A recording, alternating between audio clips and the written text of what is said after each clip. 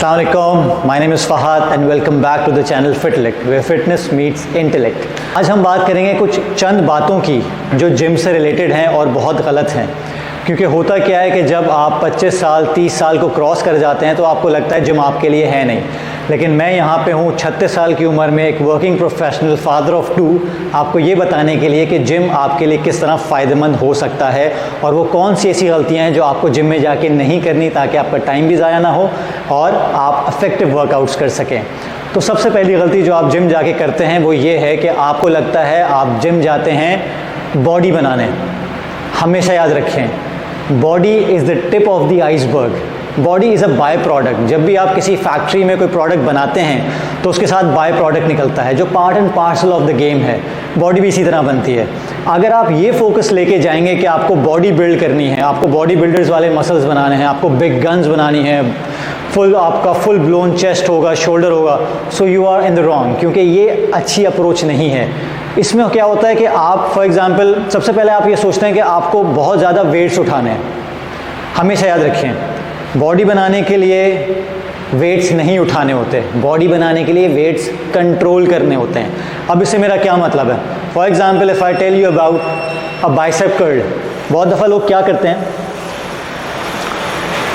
Body बनानी है ना आपको, तो आप क्या करते हैं, आप वेट उठाते हैं और फिर ये काम करते हैं, उठाते हैं और फिर ये काम करते हैं। हमेशा याद रखें कि आप ज़्यादा स्ट्रॉन्ग होते हैं एक्सेंट्रिक मोशन में। अगर ज्योमेट्री याद होगी आप सबको तो एक होता है कंसेंट्रिक सर्कल, एक होता है eccentric circle. Concentric force, eccentric force. Concentric क्या है, आप ऊपर आए, ठीक है, यहाँ आने में इतनी एफर्ट नहीं लगी आपको, लेकिन अब जब आप नीचे जाएंगे तो you have to control the weights down and you have to feel that in your muscle. अब आपकी मसल ने काम करना शुरू किया है, तो इसका मतलब यह है कि आप जितना हैवी जाएंगे उतना ज़्यादा आप इस मूवमेंट को कंट्रोल नहीं कर पाएंगे। तो you have to make sure कि आप वेट्स उतने उठा रहे हैं जितने आप कंट्रोल कर सकते हैं। इसलिए मैं कहता हूँ कि बॉडी बनाने जब भी आप जाएं हमेशा ख्याल रखें कि आप फंक्शनली किस तरह ट्रेन कर रहे हैं अपने आप को। दूसरी बहुत बड़ी गलती ये होती है कि आप जिम जाते हैं सिर्फ एक काम के लिए और वो होता है आपको पेट कम करना होता है। तो मैं आपको ये बता दूं कि पेट कम करना मेरे ख्याल से पाकिस्तान, इंडिया, हमारे सब कॉन्टिनेंट में आप जिससे भी पूछेंगे ना, सबसे बड़ा मसला यही होता है कि यार पेट कम करना है, कुछ हल बता दो। सबसे पहले तो पेट जिम में कम नहीं होता, जिम से बाहर कम होता है। क्योंकि जब आप जिम में जाके अपनी बॉडी को तोड़ फोड़ करते हैं, अपनी बॉडी को जिस्मानी कसरत से गुजारते हैं और घर जाके रिकवर करते हैं, प्रॉपर न्यूट्रिशन देते हैं, रेस्ट करते हैं, जब कहीं जाके आपकी बॉडी डेवलप होना शुरू होती है, आपका पेट कम होना शुरू होता है। और सबसे बड़ी गलती आप पता है क्या करते हैं, जब भी आप पेट कम करने पे आते हैं ना, तो आप एक बहुत बड़ी गलती क्या करते हैं, इधर आएँ, आप इन मशीन्स का इस्तेमाल करते हैं। ये है ट्रेडमिल, ये है एलिप्टिकल। तो इन मशीन्स का इस्तेमाल करके आपको लगता है, अच्छा जिम जाके सबसे पहले लोग देखते ही ये मशीन्स हैं कि कितनी एलिप्टिकल हैं, कितनी ट्रेडमिल्स हैं, क्योंकि पेट तो डेफिनेटली उससे कम होना है। सबसे बड़ा मिसकंसेप्शन आपका ये है, क्योंकि अगर एक बहुत बड़ी रियलिटी आपको बताऊं एक इन्वेस्टमेंट के बारे में जो आप अपनी हेल्थ में कर सकते हैं, तो वो है मसल बिल्डिंग। क्योंकि पेट कम करने के लिए आपको मस्कुलर स्ट्रक्चर डेवलप करना है जो आपके फैट को खाने की तरह खाना शुरू करे और आपका बॉडी फैट परसेंटेज कम करना शुरू करे। This is the reason muscle is the most active, metabolically active tissue in your body. जितना कम होगा उतना फैट आपकी बॉडी में ज़्यादा होगा। अब मसल कैसे बन सकता है? मसल बनेगा आपके वेट ट्रेनिंग से, आपके रेजिस्टेंस ट्रेनिंग से। मसल कभी भी ट्रेडमिल पे चढ़ने से नहीं बनेगा।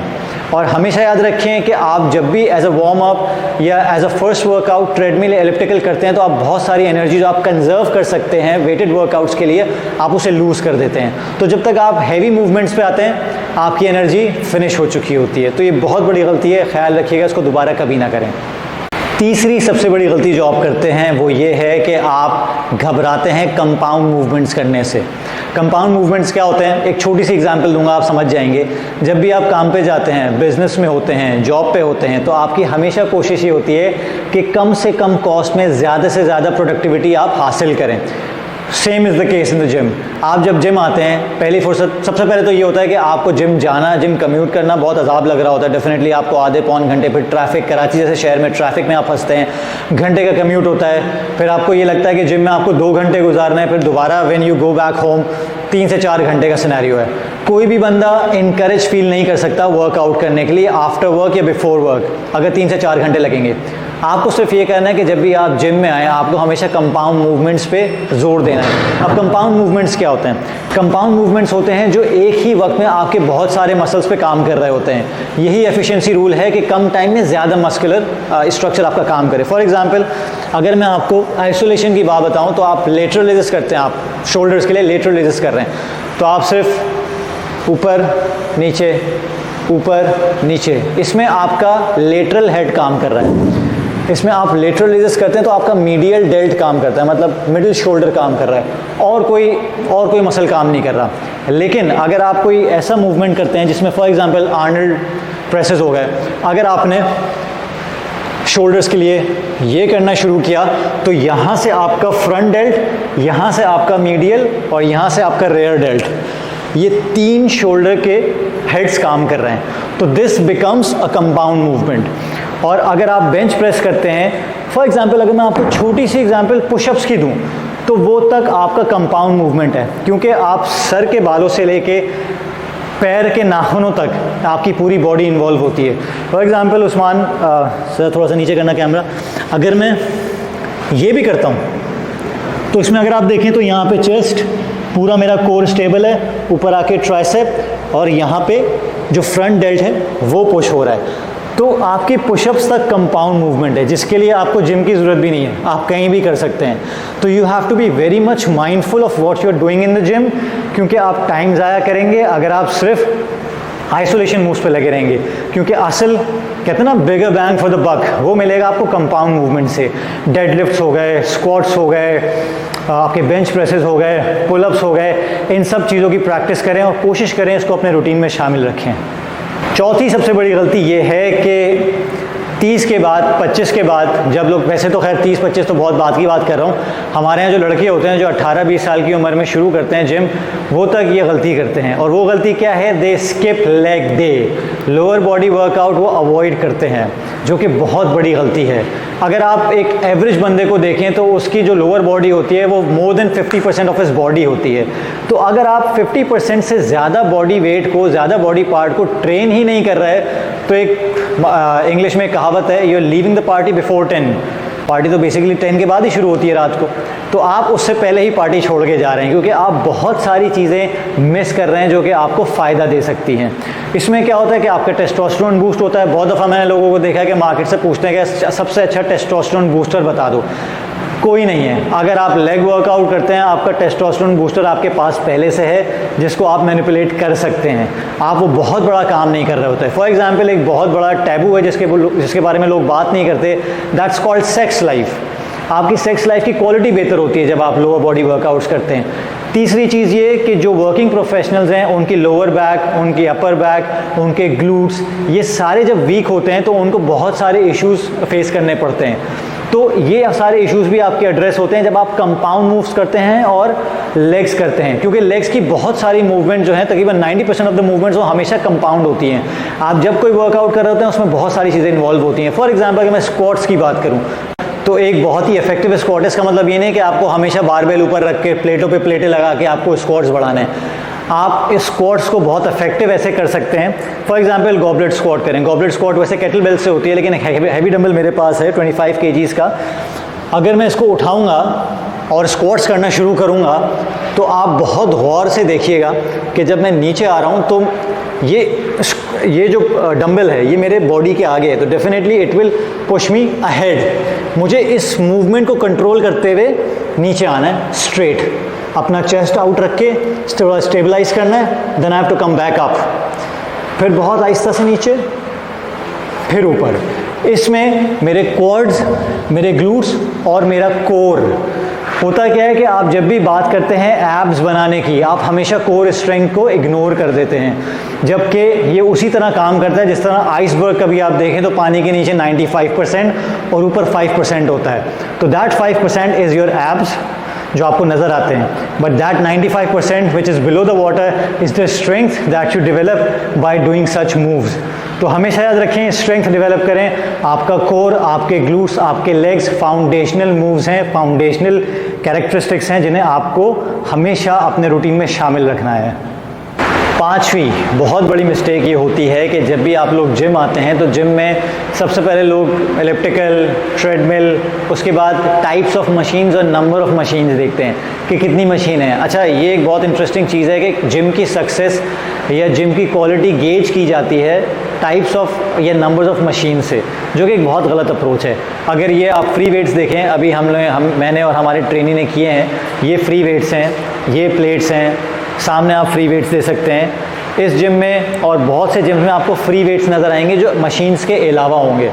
बताने का मकसद ये है कि बहुत दफ़ा ऐसा होता है, देखिए मशीन्स जब काम आती हैं जब आप बहुत बिगिनर होते हैं, क्योंकि आपको बैलेंस बनाना है। फॉर एग्जांपल अगर आप बेंच प्रेस कर रहे हैं तो बेंच प्रेस करते हुए एक बारबेल का बैलेंस रहता नहीं है जब आप शुरू में एक्सरसाइज कर रहे होते हैं। तो ट्रेनर आपको मशीन से स्टार्ट करता है, लेकिन आहिस्ता आहिस्ता आपको फ्री वेट्स पे आना ही आना होता है, क्योंकि आप जब रियल लाइफ में काम कर रहे होते हैं तो आपकी बॉडी की सिमेट्रीज, आपकी बॉडी की फंक्शनैलिटी, आपकी बॉडी का कोऑर्डिनेशन, ये बड़ा काउंट करता है। फॉर एग्जांपल अगर मैं आपको बोलूं कि आप बेयर क्रॉल करें, मैंने बहुत दफ़ा ये चीज़ें नोट की हैं, मेरे साथ भी ये मसला हुआ था कि आपकी कोऑर्डिनेशन का इशू होता है। कोई भी मशीन आपकी ये वाली कोऑर्डिनेशन ठीक नहीं कर सकती। It's all mind muscle connection, it's all mental programming. Bear crawl में क्या होता है कि इट्स अ कोर एक्सरसाइज। आपको इस पोजीशन में आके घुटने ऊपर करके now you have to crawl like a bear. अब आपको कमर सीधी करके आगे क्रॉल करना है। इसमें हमेशा बताया जाता है कि लेफ़्ट नी आगे आएगा तो राइट हैंड आगे आएगा। अब होता क्या है कि लोग क्या करते हैं, ये बड़ा ऑकवर्ड होता है, बड़ा कम्बरसम पोजीशन है। होता क्या है, अगर आपकी कोऑर्डिनेशन अच्छी है तो you will do this this this and this, ठीक है। ये जो कोऑर्डिनेशन है ये कोई मशीन नहीं सिखा सकती आपको। ये कोऑर्डिनेशन और माइंड मसल कनेक्शन आपको खुद बनाना होता है। तो इसीलिए ये बात करने का मकसद ये है कि फ्री वेट्स, बॉडी वेट आपकी कोऑर्डिनेशन डेवलप करेंगे, आपकी मेंटल हेल्थ के एस्पेक्ट्स को भी एड्रेस करते हैं और आपको ये बताते हैं कि यू आर इन कंट्रोल। तो ये वाली मूवमेंट ज़रूर किया करें, क्योंकि होता क्या है कि जिम, देखें आजकल एक बहुत ज़्यादा ट्रेंड है कि नो जिम कोई इशू नहीं, वर्कआउट हम आपको बताएंगे, होम वर्कआउट्स बताएंगे। कोविड में ये बहुत ज़्यादा पॉपुलर हुआ, मैं भी इस चीज़ पे अग्री करता हूँ। कोविड के दौरान मैंने भी होम वर्कआउट्स किए हैं, लेकिन एक बात तय है कि होम स्कूलिंग और स्कूलिंग में जो फ़र्क होता है वो होम जिम या घर पे वर्कआउट या जिम में वर्कआउट करने में होता है। जिम में आपको सारी फैसिलिटीज़, वो सारे लवाजमात मिलते हैं जिससे आपके वर्कआउट को चार चांद लग जाते हैं। आपको एक माहौल मिलता है, जिस तरह स्कूल जाके, यूनिवर्सिटी जाके आपको एक माहौल मिलता है। लेकिन इसका मतलब ये नहीं है कि आप जिम जाके बॉडी वेट मूवमेंट्स भूल जाएंगे, आप फ्री वेट मूवमेंट्स भूल जाएंगे, आप सिर्फ मशीनों पे स्टिक करेंगे, क्योंकि यहाँ आपको TRX मिलेगा, यहाँ आपको बैंड्स मिलेंगे, यहाँ आपको फ्री वेट्स मिलेंगे, डम्बल्स, बारबेल्स। मशीन के अलावा और बहुत कुछ होता है that you have to incorporate in your training, लेकिन आप लोग ये भूल जाते हैं। तो कोऑर्डिनेशन डेवलप करना, बैलेंस डेवलप करना, core stability, core strength develop करना, ये मशीनों से नहीं आता, ये फ्री वेट मूवमेंट्स और बॉडी वेट डोमिनेशन से आता है। तो हमेशा इस चीज़ को याद रखिएगा और इन गलतियों को मत कीजिएगा। 5 गलतियाँ थीं, गलतियाँ तो 50 हो सकती हैं, 500 भी हो सकती हैं, तो इंतज़ार कीजिएगा और कंटेंट का। लेकिन मैं चाहूँगा कि आप मुझे आगाह करें अपने कमेंट से, अपने व्यू से, ताकि उन गलतियों पे बात की जाए जो बेसिकली आपको बहुत ज़्यादा बॉदर करती हैं। और जितने ज़्यादा कमेंट्स होंगे, जितने ज़्यादा रिव्यूज़ होंगे, जितना ज़्यादा फीडबैक होगा, उतना ज़्यादा रियलिस्टिक मेरा कंटेंट होगा। तो thank you very much for seeing the video, और इंतज़ार रहेगा आपके कमेंट्स का, आपके फीडबैक का। विल मीट अगेन इंशाल्लाह। थैंक यू, खुदा हाफिज़।